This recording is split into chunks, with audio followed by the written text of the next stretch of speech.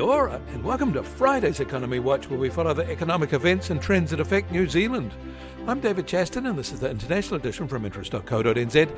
And today we leave with news. The US-China summit in Beijing is underway, and so far the results have been underwhelming.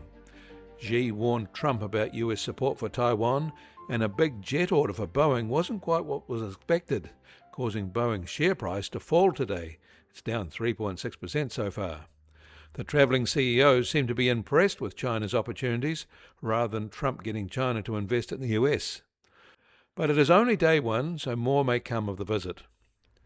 In the US, data out overnight shows that there were 190,600 initial jobless claims last week, less than seasonal factors would have indicated. There are now 1.7 million people on these benefits, also less than a year ago and about the same as 2 years ago. Given how this tracking is so different to the US Household Labour Force survey, part of the jobless claims easing can be attributed to tougher qualification standards. US retail sales rose marginally in April from March to be 4.5% higher than year-ago levels. Higher dollar sales at petrol stations were a key factor. The timing of a one-off tax refund set probably played a part too. This is a gain that is higher than the 3.8% US CPI. Business inventories rose as well. The data is for March. Retail inventories did too, but both are up less than the sales gains, so the inventory to sales ratio is improving. In China, banks there haven't been lending at the rate expected.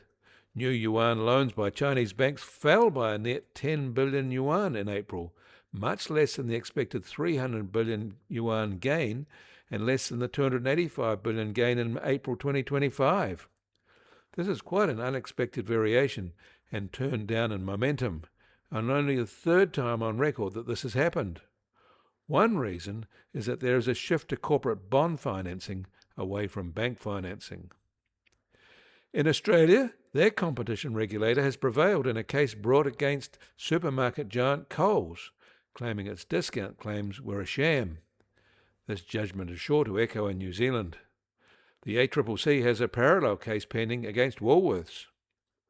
Meanwhile, the peak Australian Labour Union, the ACTU, has amended its claim for a minimum wage rise to 6%. Obviously, the change is in response to rising inflation. Global container freight rates were up 12% last week to be 14% higher than year-ago levels. Surcharging for fuel is the key reason for the rises, although this is also the time the Northern Hemisphere peak season surcharges start to be applied. Bulk cargo rates shifted higher again last week as well, up 5.4% in an hour at levels we had during the pandemic stresses. The US Treasury 10-year yield is now just on 4.46%, down 1 basis point from yesterday. And the price of gold will start today down $12 at $4,678 an ounce.